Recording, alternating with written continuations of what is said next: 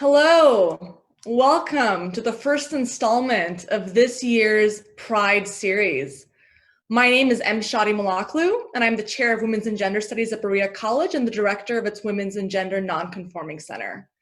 Thank you for joining us today for the virtual workshop with Amanda Ray, Dr. Amanda Ray, an Associate Professor at the University of North Carolina, Asheville.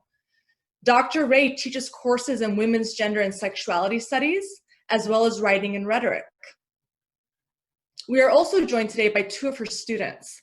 Arcade Willis, a queer non-binary graduate of UNC Asheville with a BA in anthropology and experience in LGBTQPIA+ and Indigenous oral histories, and Libby Ward, a North Carolina native who recently graduated from UNC Asheville with degrees in mass communication and English literature.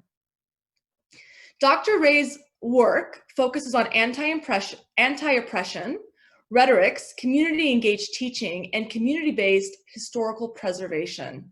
She describes herself as a queer mama from rural Kentucky. She studied rhetoric at the University of Arizona, where she worked with oral history pioneer Elizabeth Lepofsky Kennedy. Kennedy, as some of you might know, published one of the first lesbian oral histories in the United States. We are so thrilled to welcome Dr. Ray, Arcade, and Libby to Berea College and to learn from them about how we might collect our own oral histories. Before we begin, I'd like to remind the audience that they are welcome to submit questions during the workshop, either through the chat function or the Q&A function. We will address your questions at the end. The Women's and Gender Nonconforming Center also hopes that you'll join us for our other Pride programming this month. Our next event on October 21st will feature a timely conversation between Pride efforts in the city of Berea and campus-wide efforts by the Berea College Harvey Milk Society. The Zoom information for that event is listed on our Facebook page as well as our website. Please join me in welcoming Dr. Ray, Arcade, and Libby. Thank you all. Thank you to Shadi and the Women's and Gender Nonconforming Center for inviting us. I also want to thank our community partners. So Blue Ridge Pride and YMCA of Western North Carolina pay for all of our interviews to be transcribed, and that is a huge financial investment on their part, so we thank them. And I thank Libby and Arcade for joining me today and their willingness to share their expertise. So I'm going to go ahead and I'll share my screen and we will get started.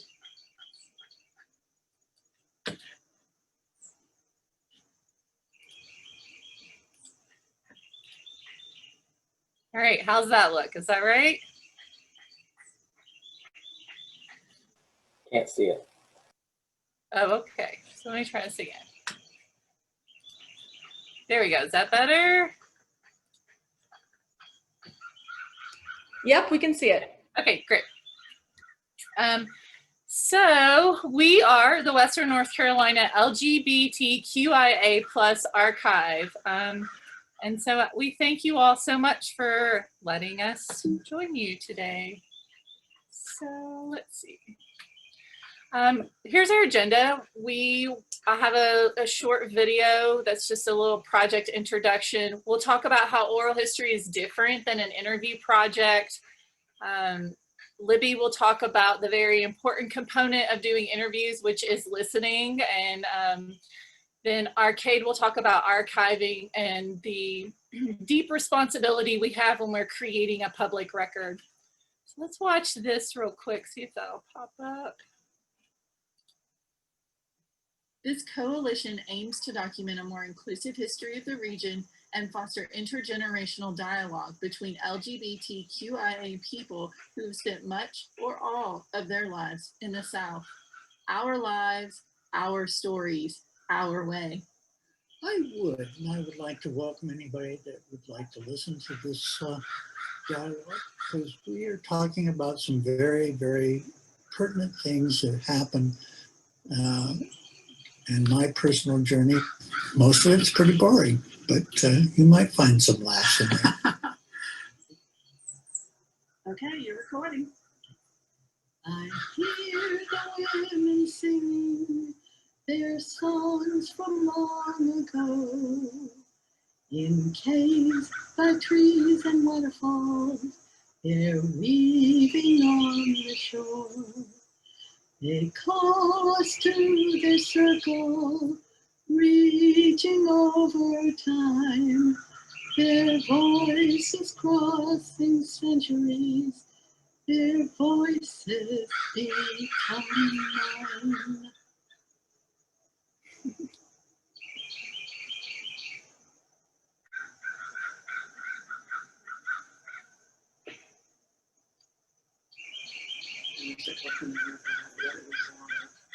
As a youth trying to navigate the culture of the South and coming out and exploring who I was, I see the shock oftentimes that people hear the stories, but they will even go, "Wow, I hear that, and I've never actually spoken to somebody where that was the case. I thought maybe it's isolated, not here in Asheville." So you get that. It's again, they don't know what they don't know, and they think that where the Asheville they're in today has always been this way, but this is not representative of the Asheville that was here 20 years and back, and the Southern, what it's like to be queer in the South 20 years and back. Okay, go back to this. So that is, you can watch the whole video and get to see Beulah land and hear her talk about her drag activism. I didn't want to take up too much time. So LGBT folks are not well represented in K-12 textbooks nor in college curricula. From monolithic representations of LGBTQ identities to the pretty much total erasure of our civil rights activism and world history.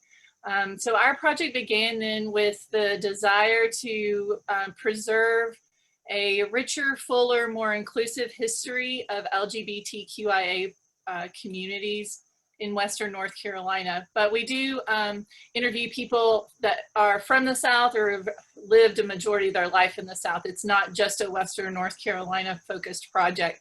That's just where we are right now in our data collection. In the process of collecting oral histories from 4 generations and 46 participants, our project has been intentional to foster intergenerational conversations. I pair up interviewers and interviewees, and I try really hard to make sure that there's at least one generation between them. We also, when we invite people into the project, we use a pre-survey, and we have a standard bank of questions that we ask to help us gather data for an asset map and needs assessment of LGBTQIA support and resources and activism that's happening in the area.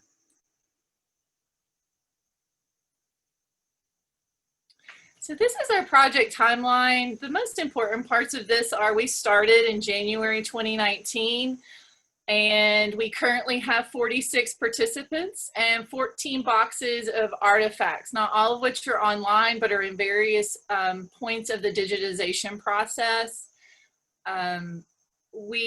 Outputs that we have so far include attending the Queer History South Conference, which was in Birmingham, Alabama. This was a gathering of researchers, community archivists, students who are doing the same work in other places in the South, trying to collect LGBT oral histories. Our 3 students that went from UNC Asheville were the only undergraduates present at the conference that were presenting. And so that is just an indicator of how committed these young people are to this project and just how incredibly professional they are as undergraduates. So we did the Queer History South Conference. We did an oral history training workshop for community partners and community volunteers. Many of those people have done oral history interviews. We had 27 people show up. They stayed all day. It was pretty amazing. We also have done a historical walking tour in downtown Asheville that is LGBT landmarks, and all of the content for that and the scavenger hunt that we've done is voices from our oral history interviews. So I taught a gender and sexuality class in a high school here in Asheville, which is, I guess, radical in its own right, but very necessary, I feel like. And they designed a scavenger hunt that would teach local middle school and high schoolers some LGBT history here. And again, those were all being done, narrated by our oral history participants. Thus far, I have published one academic article from the archive. It's about Holly Boswell, which you saw in the video. This is going to be out later in November with the Journal of Appalachian Studies. They had not published, this is one of the journals that serves our region, right? And is one of the ways outsiders come to know us, by reading the journal. And they had not published anything that mentioned LGBT identity since 2015, which was really shocking to me and to the editors when I called them, emailed them and asked them about that. So Elizabeth Lipovsky Kennedy and Alessandro Portelli and Paul Thompson are considered the pioneers in oral history. Often referred to as the people's history, oral history methods are rooted in the Industrial Revolution, when individuals were trying to work for and advocate for workers' rights and better working conditions. I consider oral history a community organizing methodology as well. And so oral history aims to uncover and record forgotten or marginalized histories and to bring evidence in for the collective history from a new direction. And that's a Portelli quote. The practice of collecting oral histories requires relationship building with the participants. They are entrusting you with the most personal and vulnerable moments in their lives. And in their memory. So we attempt to interview storytellers more than once. Each interview usually takes an hour and a half to 2 hours. I've interviewed some participants as many as 4 times and could still go back. Yvonne Cook-Riley is one of those people. She helped design the symbol for transgender identity, and she did that here in Asheville. With the help of Holly Boswell. So I could interview her every week from now until she got tired of me. There's so much information there. One of the many values of oral histories is the way in which oral history represents reality as complex and bound by context and memory. It's the strength of oral history, according to Alessandro Portelli, that you can't synthesize the data. And that it values memory as a living process, not as a static fact of time or a list of events. It's less about events, more about meaning. And the interviewee, not the project's hypothesis or agenda, are prioritized at every turn. So oral sources tell us not just what people did, but what they wanted to do, what they believed they were doing, and what they now think that they did. So again, it's just an emphasis on meaning. So oral history is different than just a regular interview project. It is qualitative in approach. You're not in search of answers to some research question as much as you're there to experience someone's life story, to really prioritize listening to them. You may have a bank of interview questions. We ask everyone, for example, to talk about their racial identity as it intersects with their LGBT identity. We ask them to talk about local events or places that they've been that feel safe. We ask them about their coming out journey. But we don't have a certain order. We just have a few that we try to capture in a couple of interviews that we'll get to do with them. Generally speaking, we open up an interview by saying, what do you want to tell us? What is some of the more significant moments of your life and why? So it's very open-ended questions. But the interviewer should follow the lead of the interviewee. What do they want to talk about? What has felt most important to them about their life? So Paul Thompson, one of the pioneers, says the primary merit of oral history is its ability to allow the original multiplicity of standpoints to be recreated. This type of intersectionality and historical preservation allows for, quote, a history built around people, end quote. And not just historical events or documentation of phenomena, but oral history thrusts life into itself, thrusts life into history itself, and it widens its scopes. It allows heroes, not just from leaders, but also from the unknown majority of the people. Oh, this picture is terrible. I'm so sorry. This is an image of Nancy Ash and her partner, and they and her partner Beth Heinberg. And it's just a really cute picture. I'm sorry you can't see it. But Catherine Anderson and Dana Jack write in Learning to Listen, which is an article in the Oral History Reader I would encourage everyone to read in anticipation of doing any kind of interviews. But they remind us that you're creating a public record. So you must learn to listen in stereo, that's their quote, for what the interviewee is and isn't answering, as well as, and this is really important for me and for the practice of oral history as equity work, you have to listen for your own internal narrative. That little voice in your head sometimes that pops up that's judgment or bias, or you thinking through cultural norms as opposed to just experiencing and accepting and honoring this individual's story for what it is, that it's not something you have to necessarily make sense of as much as it is that you're there to accept that gift. One of the other things for those researchers among us is sometimes when we're listening to someone's stories, we're already trying to connect the dots. Like, what am I going to write about this? What kind of article is going to come out of this? And so you really want to acknowledge that that's popping up for you and try to let go of that as you, so that you can be fully present with your interview participant. So keep the focus on the narrators and ask narrators to reflect on the meaning they make of their experiences. We want to dig into those self-evaluative statements when someone says, oh, that wasn't important. Really, why did that not feel important to you? To just really ask questions about that. All right, I'll turn that over to Libby now. All right, can you hear me? Does that work? Okay, cool. So my name is Libby. So I'm going to be talking about the whole interviewing process, starting from pre-interview to post-interview.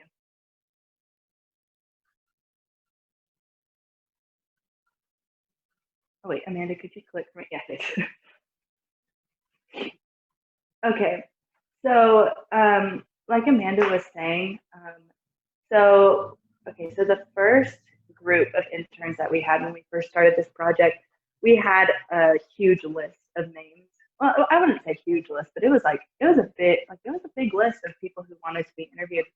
So we were blessed enough, the interns were able to decide who they would like to interview and all that. But like Amanda was saying, sometimes she likes to connect them with other people. Anyway, so you'd like to figure out who you want to interview. And second, you want to ask them if they want to be interviewed, which is a big question to ask. But so the next slide, I have a picture of what it looks like, what I sent out, like an email. Yeah. So on the left here is an example of what I used when I was asking people if they wanted to be interviewed. I don't know if you want me to read that. Should I read it? Or what do you think? No, I don't know. Anyway, so basically how I started to ask somebody if they wanted to be interviewed, you introduce yourself, you introduce the archive you work for, the story, you kind of want to talk a little bit about it, and then why you want to interview them, when you're free, set up a time, yada yada, bada bing, bada boom. All right, could you go back to the previous slide? Okay, so once they say yes, I don't like to say like internet stalking, but like internet lurking if you can find who you want to interview online. Mostly because I like to see what they look like, because if I'm meeting them in a public place, I don't know who I'm looking for, you know what I mean? So if you look, like, know what they look like, and you, especially if you're interviewing somebody who is very prominent in the area, it's very important to research those topics so you can kind of compose a list of questions and things like that that you could ask them, and kind of like tweak it and like customize it to fit this person. Let's see. So then this next thing you're going to want to do is prepare a list of interview questions. Kind of like what Amanda was saying, we had a huge question bank that we would pull from, like from various topics, from like life philosophy, some lessons, coming out, being an LGBTQIA plus community in the South, childhood stories / memories, or anything that they really wanted to talk about. And then the next thing I personally did was compose a pre-interview checklist to make sure everything was in order. So to the right here is my kind of mock-up interview checklist that I would do. With every interview, we had some non-disclosures, we had disclosure forms, things that said like, you can use a pseudonym if you'd like, or you don't have to. If you don't want to donate any of the archive materials, but you wanted them to scan it, but you wanted to keep it for yourself, that kind of thing. And then the next thing I wanted to discuss were boundaries.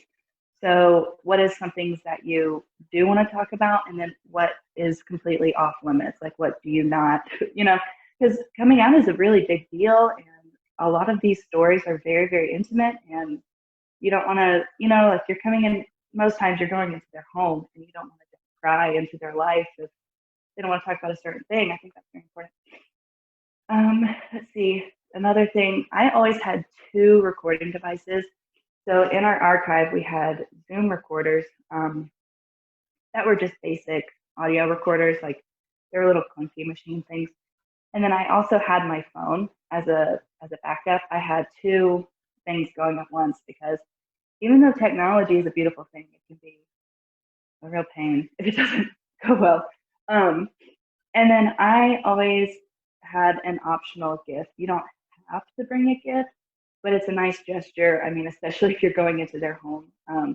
At the time, Amanda wanted me to bring somebody a bottle of wine, and I was 20 at the time, so I couldn't legally purchase wine. And I was like, I can't bring them wine, but it was a nice gesture. It's really nice if you're going in. So sometimes I would bake like banana bread or something like that. Be like, oh, here's this, so we can eat it and we can talk about your life, that kind of thing. I don't recommend buying alcohol for underage. Anyway, okay, so so note taking is very important during the interview. Mostly, you want to focus on one question at a time. Excuse me. Kind of like what Amanda was saying earlier, if you're already, so if this person's already talking and you're already trying to connect all these dots, like, okay, what's my next question? What's this? What's that? It's you completely lose what they're saying. And it could be something really cool that you could have asked them a deeper question about if you weren't thinking about, all right, my next question. Yeah, what I'm saying, listening is key. One thing I always kept in the back of my mind is that you may have like a very similar experience to this person, or like your friend went through something like that, which is really cool, but also at the same time, I like to keep in mind that I'm there to interview them and not tell them all about my life. Like, you want to connect with them, but not like over the top kind of thing. So let me think. So you can dig deeper with some questions. So when they say something happened to them, you can be like, oh, well, how did that make you feel? Or what were you thinking? How has this event affected you today? Those kind of questions can really turn into really nice quotes if you wanted to write an article.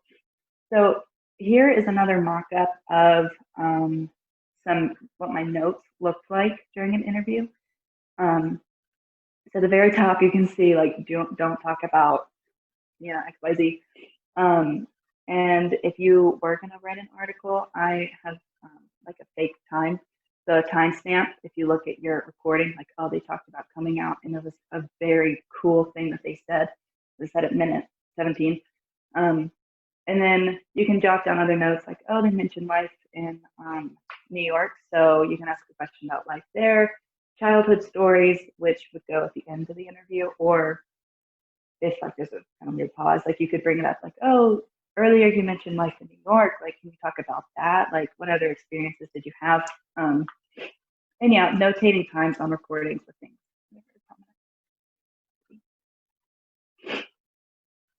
Okay. Interviewing can be really hard if you've never done it before. So what I did and what the other interns did our very first mock interview, we interviewed each other and we sat down for, I think it was like 20 minutes or something. We sat down and we asked some questions about, I don't know, anything. And you get into that flow of what it's like to, sorry, I'm out of breath. I'm trying to talk really fast. I don't need to talk fast, but I'm talking fast. So let's see. So you can interview your friends. Yeah. My mind is blank. So whenever we would interview each other, I would get kind of like, you could see the flow of how things went. You could see, I don't know, when's a good time to ask the next question, or, oh, that's a really good question, ask a follow-up for later, that kind of thing. And then practicing transcribing that mock interview can be very helpful because you can learn tips and tricks on, or like your flow of how you transcribe the interview at the end of everything. A really nice article that I read was the New York Times. They interviewed Terry Gross from NPR, and he had this whole list of things of how to talk to people, which is kind of funny that, it's like an article of how to talk to people. But I mean, with her job, she's talking to people all the time and she's very good at her job. So I took a few of my favorites and kind of made a little thing. So a really good one is tell me about yourself, which is the big icebreaker. You can get the conversation going straight from there, and then just keep asking questions and kind of rolling off there. So the best conversationalist is curious. So that goes back to those deeper questions like, well, how did that make you feel? Like, what were you thinking? That kind of thing. Be funny if you can. It kind of helps break the ice while also being personable and feel like you're trusted with this information. Preparation is key. So for me personally, I liked having a notebook with, okay, here's a list of things that we could talk about. I've not interviewed, but I've researched this person, and I know kind of organizations they were a part of, so I can ask about that kind of thing. You can take control of a conversation without being harsh. I'm sorry, my puppy is running. You can take control of a conversation without being harsh. So you can say, just not being too abrupt or kind of mean about it, because this person is telling you about their life, and it's kind of weird if you're just like, okay, now we're going to talk about this. It's like, let them kind of flow with the conversation. You're asking them everything. So if they want to talk about, like, I don't know, bananas or something, and it's like, yeah, all right, let's talk about that, while also trying to like navigate it back to the bigger conversation.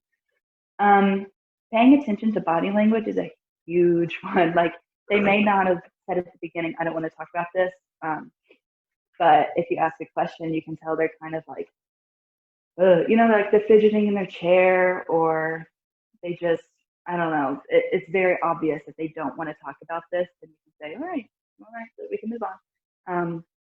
Yeah, there's some tips and tricks. Okay, post-interview transcribing. I don't know if I'm allowed to swear in this, but I have that transcribing is a bitch, because it is, and it just takes time. It's awful.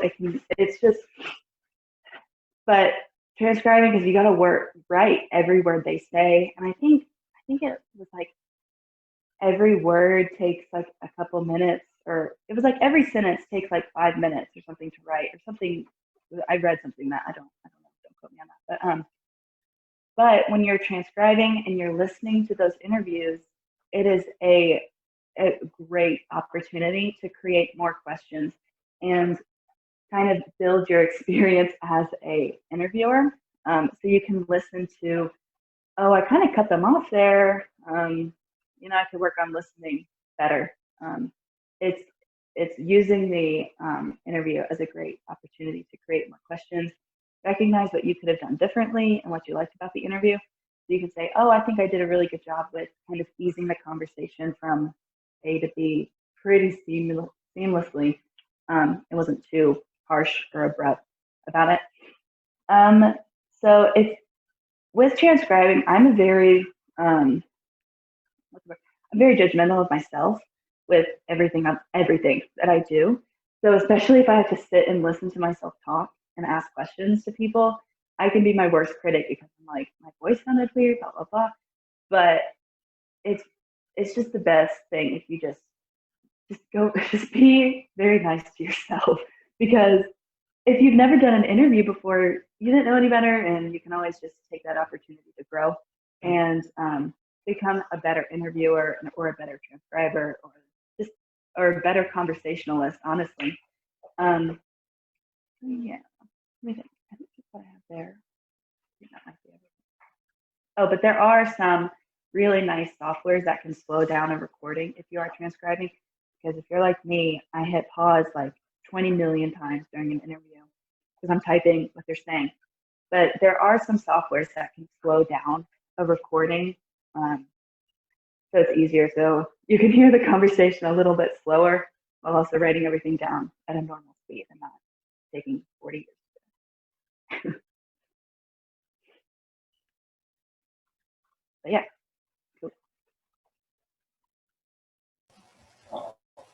Okay, can everybody hear me okay? Great, I'm gonna try and see if I can control the screen.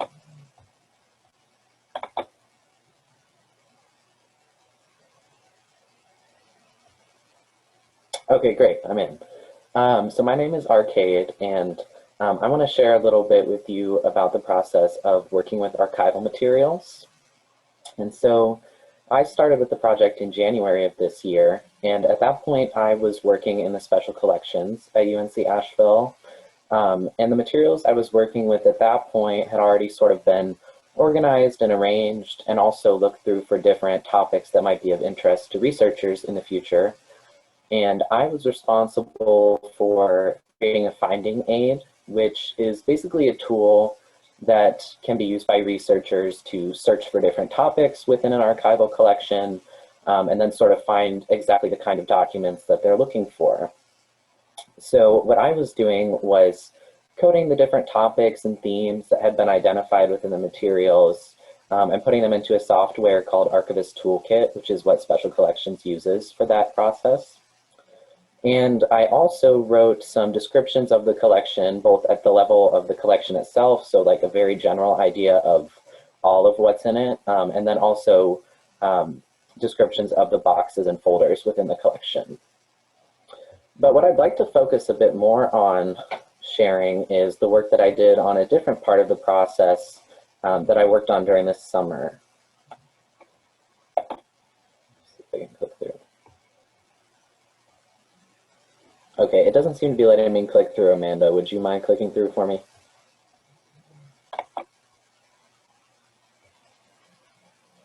Thank you.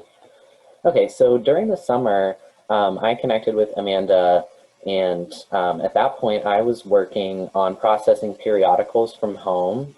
And so she basically gave me a box of these magazines, and I was working with Radical Fairy Digest, which there was a picture of a Radical Fairies gathering. So the Radical Fairies were a movement that was largely made up of gay men who were interested in this kind of back to nature lifestyle and rural living, as well as pagan and New Age spirituality. And so some folks from that group created a publication called Radical Fairy Digest, and I was processing those materials. And so I have a few considerations that I want to share with you about that process. So the first thing that I kind of did was just to sit down and read through these magazines, which can be really time consuming. And what you're going to be looking for is going to depend on a few different things. One is who's going to be using this archive primarily. Is it going to be researchers? Is it going to be community members? Or potentially even somebody else? In my case, I started with a list of topics that I was looking for that Amanda was interested in, which included things like race, trans identity, activism, public health, and also this concept of chosen family. And so one of the things that I really kept in mind throughout this process that I think is super important is this idea that history is political. What gets noted as important in the historical record, it depends not only on your own identities and social locations, but also on your historical context and the political and cultural context of your life. Could you click to the next one, Amanda? So sort of along similar lines, considering the context of the materials that you're working with is really important. So your interpretation of a document, or in this case, a magazine, it might be really different than what the original creator intended, as well as how that piece was read within its own time. So I have an example here. It's an excerpt from an article from the magazine. It was written by a white gay man who visited Thailand, and he submitted sort of like a travelogue to the magazine. And he's describing here encountering people that he's referring to as drag queens. And he's saying these are people who were assigned male at birth, and they're sort of living out their lives while presenting as feminine in their daily lives and their professional lives. And so his interpretation of this is very different than what mine would be. What I would think is that the people he's talking about are trans women. But the challenge becomes, how do you code that within an archive? Would you code this as trans identity, knowing that the writer of this did not use that language? Would you code it as gender nonconformity, or as drag, or potentially something else? So it's kind of an open-ended question. It just kind of speaks to some of the complications that come up throughout this process. Could you go to the next slide, please? So another thing that came up for me quite a bit was this idea of looking for patterns across the material. And as you start to work through a box of stuff, you're going to find things that come up again and again, and patterns that show up. And this might look different depending on the types of things that you're working with. For me, I was working with magazines, so they have a pretty clear chronological order. And I noticed a few different kind of discourses that popped up again and again. And so I have another example here, which is a letter to the editor from 1994 in Radical Fairy Digest. And the writer of this is kind of mentioning a couple different things, which is why I chose this picture. So one of the things that came up quite a bit was this idea of assimilation into heteronormative society versus kind of keeping the more radical undercurrents of the movement. And so he explicitly mentions this in the first short paragraph in that photo. But also another thing that I think is interesting that's a bit subtler is this line that he has about Indigenous people, which is a little bit kind of romanticizing and historicizing of Indigenous people as only knowing their past through mythology.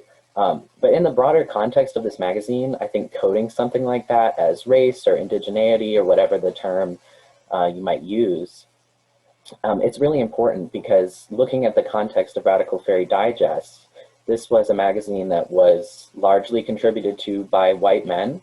And this idea that of whose voices are absent from the periodical came up again and again throughout the magazine. And so sort of paying attention to even really subtle things like this, and whose voices are absent, or what topics are sort of talked around and not explicitly mentioned, that's really important as you're working through archiving. So that's all I had to share with you for now. I hope that this will be helpful to you as you start the process of creating your own archive. All right, so our last slide is to just talk a little bit about the legalities, and I want everybody to be able to ask questions. So just real quickly, your participant owns their story, always. Once they turn it over to special collections, it doesn't become special collections, it's still theirs. At any moment, they can say, I want to pull that out of the archive, and they have the legal right to do so. Also, with every single interview that you do, you get a new consent form. We do two different options. One is with restrictions, one is without restrictions. More than once, I've had people sign a no restrictions consent form, and then halfway through an interview, they inadvertently out a friend from high school. And so then we'll go back, we sign a new form that says with restrictions, we pull that individual's name out of the middle of the interview so that we're not outing someone. So that's what it means with restrictions or without restrictions. But and also just a new consent form for every single interview, for every single box of artifacts that you get. All right. There's that. Do we want to take questions? Should I stop sharing my screen? Thank you so much, Amanda. I want to invite the audience to please post some questions in the chat or the Q&A. I thought I might start us off. Thank you so much for that really generative conversation and for helping us think about how we might do our own oral histories on campus and in the community. I noticed, Libby, you made a comment about, getting an impression of what someone looks like, right, before you meet with them. And I wondered how you navigate that, right? Because we don't want to kind of project the stereotype, for example, of a queer person or whatnot. And we can't always tell a person's identity by the way that their exterior, presents and expresses. So how do you walk that fine line? Honestly, when I meant to see what somebody looks like, I just meant who to look for in a crowd when I went to go interview them. Because sometimes I would meet with them at a cafe or something like that, and I honestly didn't know what they looked like.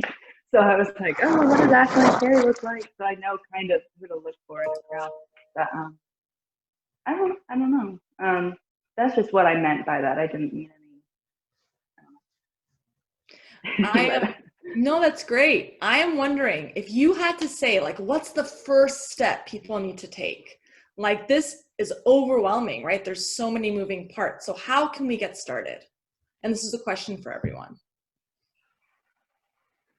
Well, we're happy to share any of our materials. I mean, I have an interview protocol since, Libby has been with the project from the very beginning, since January of 2019. And so she has seen, we've built the ship together, right? And so we have all kinds of interview protocol and those kinds of things that we're happy to share. I have a meeting this afternoon with Western North Carolina University, and so we're trying to help them get an archive project, interview project going as well. The first thing I would say is to read Learning to Listen in the Oral History Reader. That's a great, very practical text for telling people how to begin interviews and that kind of stuff.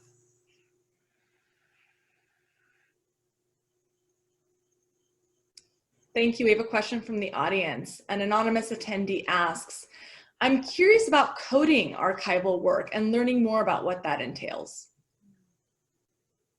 Arcade, do you want to talk about that? Sure. Yeah, so what that looked like for us was first kind of going through the materials, like I mentioned, and I really just used Post-it notes to tag different topics of interest and, attach to specific pages of documents or magazines. And then this might be different depending what kind of software you might be working with. But like I said, we worked with Archivist Toolkit in the archives at UNCA, which is pretty simple and user-friendly. So basically inputting data, it's really honestly similar to like doing hashtags on social media. You're going into the software and choosing, okay, this document is within this box in this folder, and let's say the topic is race. And race is mentioned here, and then maybe there's something more specific. Maybe it's about Black folks, so we're going to say, we're going to tag it with African Americans as well as race. So yeah, I hope that answers the question. That's kind of a difficult thing to do when you first start too, is like to establish what is going to be your shared language.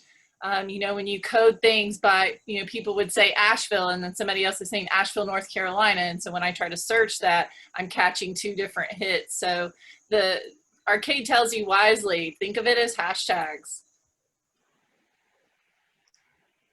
Dr. D. Hill Zuganelli of our college asks, I appreciate the panelist discussion of dealing with internal biases and reactions to interviews during and after the oral history interviews. What does this sort of work look like collectively? How do you all share and disclose these self-talks with each other, own them, and then work past them? That's a good question.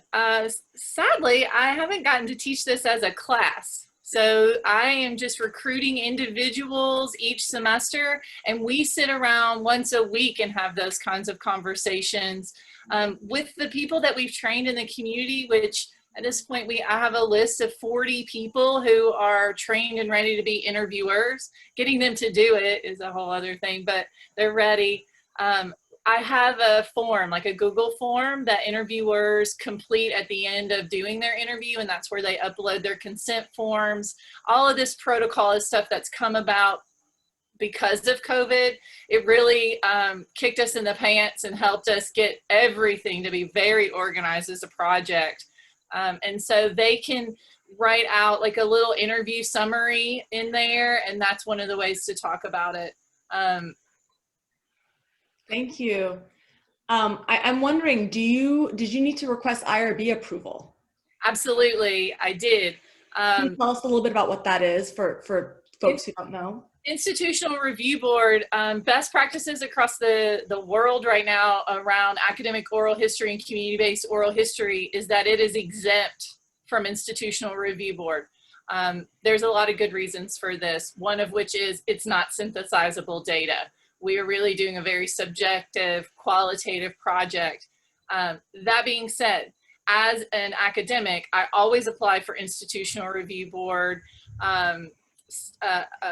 acceptance, and it goes through and gets looked at by our committee on campus. That is a liability issue. So I feel like even though every time I apply, it's going to receive exempt status because it's oral history, I still apply. It makes me feel better. I think it also makes the project visible to other academics at your institution. And so like now we're partnering with other institutions. I've required them to get exempt status at their institution as well. So like my UNC Asheville covers us here, but it wouldn't cover somebody at Western. Thank you. Our next question comes from an anonymous attendee, and I think it piggybacks on a previous response, which is how has COVID changed how you all are going about interviewing right now?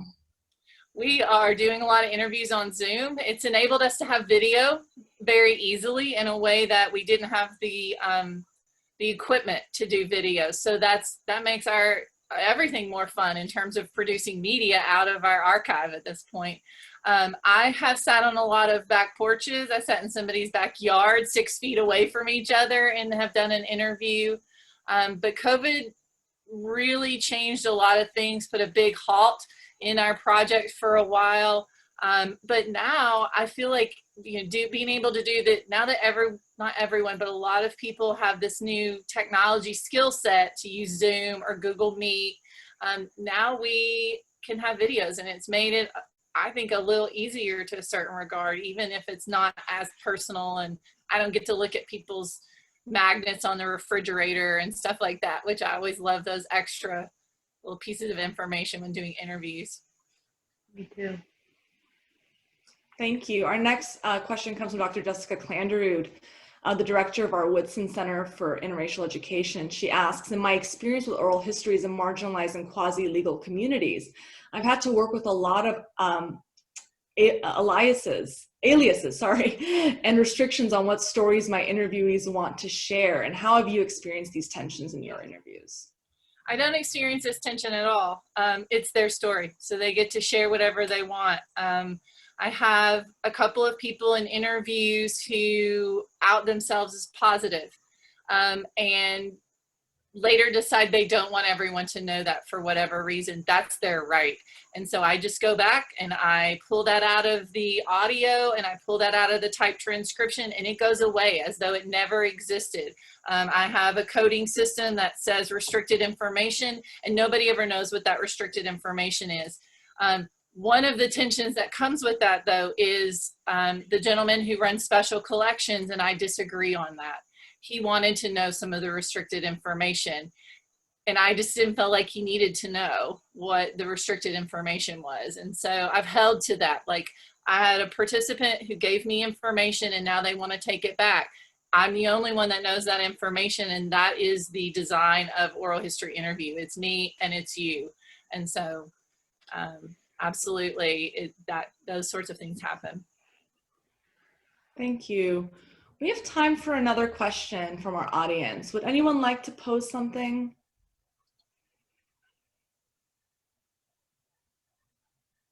One of our students, Rowan Swift, asks, have there been times when an interviewee, when an interview sticks with you for a while afterwards? Does listening to these stories feel like a lot sometimes? Absolutely. And so in our protocol, we have information for what happens when or if an interview participant mentions suicide. That's a moment that comes up. And you have to be real present for that moment. And initially, the first thing that I've instructed my students to do is to say, thank you for being here with me. I'm so glad to be sharing space with you. I'm learning so much from you, right? Just validating like, wow, you matter so much. And look at this gift you're giving us. So things like that do come up. And it is, yeah, I don't know if Libby has something she wants to add to that. She's done a lot of interviews. Arcade does our archiving stuff behind the scenes, really. Yeah, interviews can get really intense. I mean, they're telling you their entire life story, basically. And sometimes those moments are really hard. And it is really nice to be present, but also kind of understand your role as an interviewer. Like, you don't have to carry all this with you once you leave the interview. It's a good thing that you can sit and think about, you know, the interview and how it went and everything you talked about. Like, you could think, oh, that was really heavy, but I mean, they learned something out of it, right? So what was the positive in it? Because I'm a very emotional person, so I can carry that kind of emotional, I don't know, like burden of it, but not burden, but just, I don't know, like I carry that with me after something heavy is talked about. So it's easy just to think about it all the time, but after doing so many interviews, it's easy to be like, oh, wow, well, that was a good interview. We talked about this, and we covered that, and find the positive if it's a really kind of heavy topic. Absolutely. I cry a lot in my interviews, and I think that is just a very natural response to the situation. And that's okay. Mm-hmm. They're crying too, so, you know.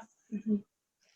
On that note, I think we'll end our workshop today with this last question from an anonymous attendee, which is, how do we get involved as an interviewer? What's that first? And I think this piggybacks on a previous question, but after they read that book, Amanda, like, how do they do this? That article, it's just an article, actually. Well, you just do it. You just go out, you find somebody that you feel like has a story that you want to share. As Libby said, start with a friend, get comfortable doing the interview. If you want to do interviews that would come to be a part of our collection and special collections at UNC Asheville, I'm happy to send anybody all of the protocol. I have usually 2 meetings every single day on the phone with people who've either done interviews or wanting to do interviews, and we talk about those things. So it is very much a one-to-one kind of process of learning how to do it. And after you do it a couple of times, it gets easier to listen, and it gets easier to feel not so nervous. It's like the first day of school every time I do an interview still. And I've been doing interviews. My dissertation was interview based, so oral history based. So you just do it. I want to make the point that the Women's and Gender Nonconforming Center is here to support everyone in the Berean community to do this kind of work. And I know Library Services is also very supportive. So thank you so much, Dr. Ray, Libby, and Arcade. And thank you to our attendees. And please do think about attending our future events. We have actually another oral history event coming up with Country Queers. And that event will actually keep talking about, you know, how we collate and tell these stories for our own communities, right? Instead of this, you know, outward facing, how do we inward face these stories? So I do hope you'll join us. Thank you again to Amanda, Libby, and Arcade. And thank you all. Follow us on Instagram. That way we can, the easy way to find us, really. What's the Instagram handle? Tell them. Oh shoot, let me find it. WNC and then like the line. Yeah, it's WNC underscore LGBTQIA. Great. Well, thank you so much, everyone. Yeah. Goodbye. There it is. Yeah. Thank you, Shadi. Thank you.